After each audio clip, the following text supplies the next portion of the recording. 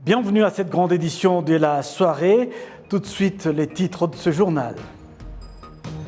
En visite de travail au Rwanda, le Premier ministre de Singapour a été reçu ce lundi par le président de la République Paul Kagame, qui a réaffirmé les liens entre les deux États. Le ministre Dr Ernest Nsabimana des Infrastructures a expliqué aux sénateurs que le gouvernement voudrait doter les villes du pays des infrastructures modernes, les villes où les citoyens peuvent vivre en bonne santé et avoir toutes les facilités dont ils ont besoin.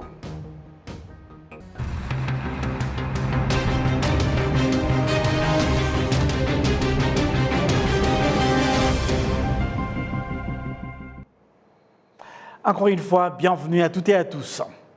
En visite de travail au Rwanda, le Premier ministre de Singapour a été reçu ce lundi par le président de la République Paul Kagame. Le chef de l'État salue le Singapour pour son rôle dans la coopération avec le continent africain et de la manière qui satisfait le pays. Kassim Youssouf nous fait le point.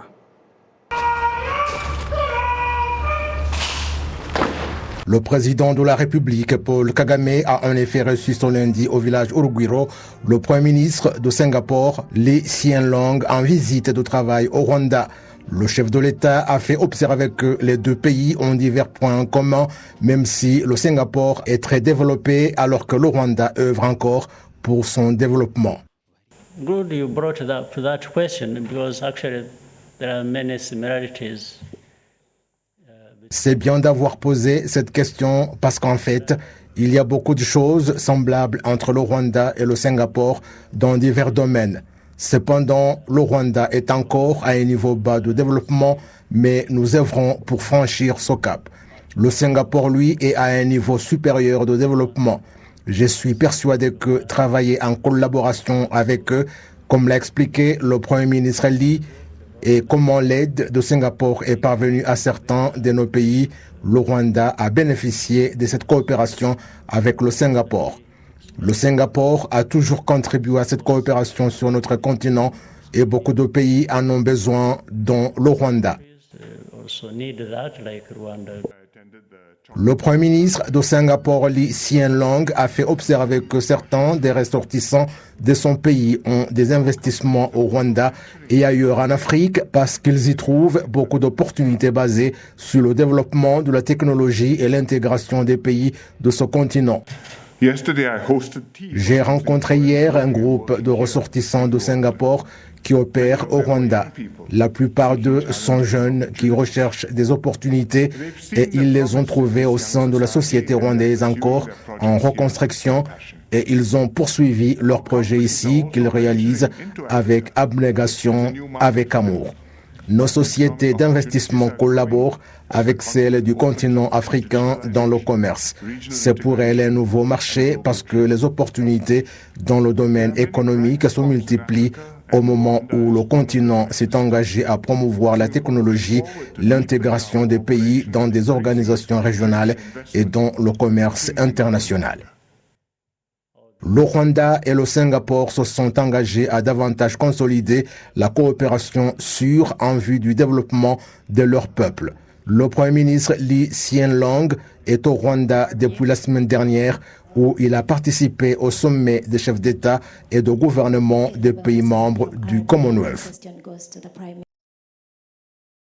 La suite de cette audition c'est lundi devant le Sénat. La Commission des finances et de l'économie du ministre chargé des infrastructures, le ministre Dr Ernest Nsabimana, qui a expliqué aux sénateurs que le gouvernement voudrait doter les villes du pays des infrastructures modernes, les villes où les citoyens peuvent vivre en bonne santé et avoir toutes les facilités dont ils ont besoin.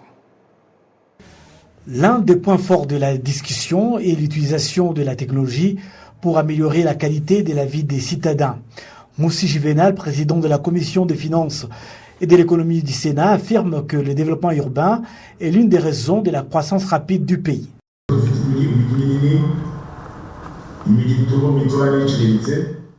Nous avons des villes grandes, petites et moyennes, des villes qui appuient Kigali, qui toutes, dans leur développement, doivent se compléter dans un certain nombre d'activités qui contribuent réellement au développement du Rwandais. Selon le rapport, le nombre des personnes vivant à Kigali et dans les villes environnantes augmente du jour au jour. La ville de Kigali compte actuellement 1,3 million d'habitants. Dans les 5 prochaines années, elle en comptera 5 millions, alors que la superficie de la ville de Kigali ne change pas et n'est que de 231 km². Le ministre des Infrastructures, Dr Ernest Nsabimana, a indiqué que bien que le plan directeur de la ville de Kigali et des environs ait été mis en place, il existe encore des obstacles à sa mise en œuvre.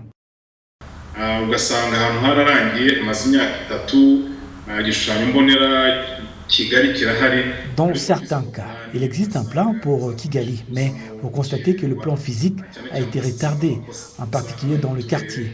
C'est avec quoi nous voulons travailler en collaboration avec les autorités de la ville pour que les travaux physiques soient effectués rapidement avec la participation de la population. Il y a des problèmes de corruption et vous trouvez un technicien qui certifie un document alors qu'il sait que cette infrastructure n'est pas réalisable à l'endroit indiqué. Les sénateurs se disent heureux que tous les projets d'infrastructure soient mis au premier plan par la population, mais ils veulent des améliorations. Il y a beaucoup d'endroits dans la ville où il y a des ravins et les gens choisissent d'aller construire dans la périphérie, à Ruyenzi, Nyamata, Rwamagana. Peut-être que notre plan directeur n'a pas mis l'accent sur cet aspect pour les personnes qui souhaitent construire. Selon le ministère des Infrastructures, 72% de la population urbaine du Rwanda a accès à l'eau potable, alors qu'elle est de 56,8% dans les zones rurales.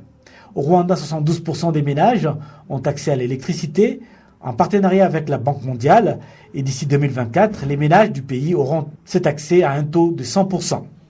Parmi les questions urgentes à résoudre figurent l'entretien des routes et la gestion des déchets, afin qu'à l'avenir, cela soit plus productif plutôt qu'un problème.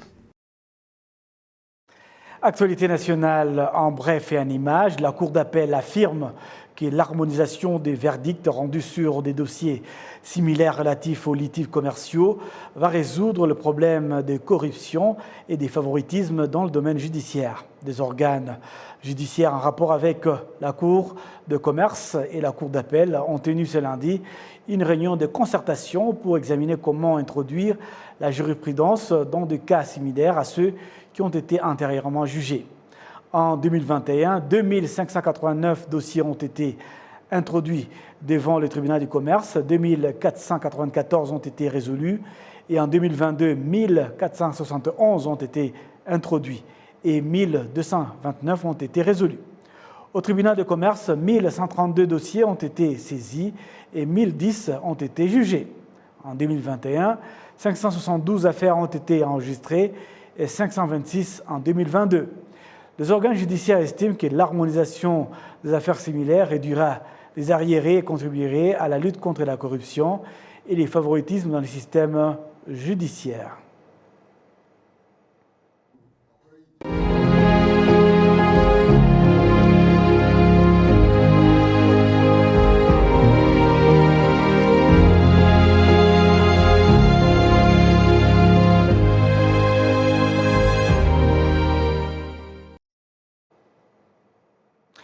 Dans le cas de la commémoration du génocide perpétré contre les Tutsis en avril 1994, le groupe scolaire Sainte-Famille a pour la 28e fois commémoré la mémoire des enseignants et élèves de cette école qui ont été massacrés pendant le génocide commis contre les Tutsis. Les témoignages des rescapés sont revenus sur les moments pénibles qu'ils ont vécus à Sainte-Famille, où ils avaient trouvé refuge jusqu'au jour où les Ngotagni les ont délivrés des Imbonerakure. Kassim Youssouf nous donne plus de détails. Au cours de cette activité de commémoration, certains anciens élèves de Sainte-Famille rescapés du génocide perpétré contre les Tutsis ont, dans leur témoignage, retracé le calvaire qu'ils ont enduré et sur le jour où les Imbonerakure sont arrivés pour les secourir. Comme on l'a déjà dit dans le témoignage, toute fille qui refusait des relations sexuelles avec le prêtre était mise sur la liste de ceux qui devaient être tués. Il y a par exemple une fille qui a été tuée parce qu'elle avait refusé les avances du prêtre. C'est Yacintha qui avait refusé Et ce jour-là, le 17, on est venu la tuer et elle s'était réfugiée chez le prêtre qui n'afficha aucune compassion parce qu'elle n'avait pas voulu satisfaire ses avances. En arrivant à la Sainte Famille, nous pensions que nous avions trouvé refuge à un prêtre irréprochable. C'était un jeune prêtre et nous pensions que trouver refuge dans une église où se trouvait un jeune prêtre pourrait nous sauver la vie, mais le constat était que les choses avaient changé. Nous avions constaté qu'il était devenu un Interahamwe et il s'associait aux autres Interahamwe d'ici pour massacrer les Tutsis qui s'étaient réfugiés là-bas. Le jour qui nous a été très sombre à Sainte Famille, c'est le 17 juin, alors que les Imotani avaient évacué ceux qui s'étaient réfugiés au Saint-Paul le 16. Et le lendemain, Renzao, conjointement avec ses associés Angelina, Odette et Nyirabagenzi, sont venus se venger à Sainte Famille. Ils ont massacré plus de 200 personnes. Plus de 500 Interahamwe avaient encerclé l'église et ils ont tué des gens qui, même aujourd'hui, nous ne savons pas où ils les ont jetés car personne ne les a pas inhumés. Après, nous avons continué à lutter dans des conditions impossibles. Le prêtre ne nous donnait pas de quoi se nourrir et ne faisait rien pour nous. Et grâce à Dieu, le 4 juillet, très tôt le matin, les Imotani sont venus. Nous avions perdu l'espoir dans la vie. La secrétaire exécutive du secteur de Muhima Mukandori Grace a en général réconforté les rescapés du génocide commis contre les Tutsis, en particulier les proches de ceux qui avaient étudié aux Saintes Familles victimes du génocide perpétré contre les Tutsis. Elle les a rassurés que le gouvernement du Rwanda fera tout pour leur apporter du soutien. Ce jour est important pour nous en tant que dirigeants, surtout en ce qui concerne l'encouragement que nous apportons aux rescapés du génocide, en leur disant que le bon leadership qui a joué un rôle dans l'arrêt du génocide, c'est-à-dire le leadership sous l'égide du président de la République, Paul Kagame, est toujours préoccupé par ce qui pourrait donner aux rescapés l'espoir en la vie. Le président de l'association Ibuka au niveau du district de Nyarugenge, Ruteisire Masengo, a félicité les enseignants de Sainte Famille rescapés du génocide perpétré contre les Tutsis parce que pendant et avant le génocide commis contre les Tutsis, ils ont toujours été discriminés, mais qu'ils sont aujourd'hui au service de l'éducation nationale sans aucune discrimination de leur part. Je voudrais vous féliciter parce que, comme vous le savez, avant le génocide, les Tutsis étaient dans le pays soumis à la discrimination et la déshumanisation par différentes appellations telles que Kankrela, serpent. Ils ont été discriminés et pendant le génocide, leurs proches ont été massacrés. Et chose extraordinaire, c'est qu'après le génocide, ils ont repris leur métier et ont participé à l'éducation nationale sans aucune discrimination. Les enseignants et élèves de Sainte Famille à qui l'hommage a été rendu provenaient de différentes parties de la ville de Kigali, à savoir Muhima, Gatsata, Kakiru, Gisozi, Nyamirambo, Kimichanga et Kimihurura. Ceux qui sont connus aujourd'hui sont au nombre de 112, dont 104 élèves et 8 enseignants. C'est donc avec ces rappels des titres, nous allons boucler complètement cette édition. Merci à l'ensemble de l'équipe technique. C'est Euro dans l'ombre et excellente suite des programmes sur la télévision rwandaise.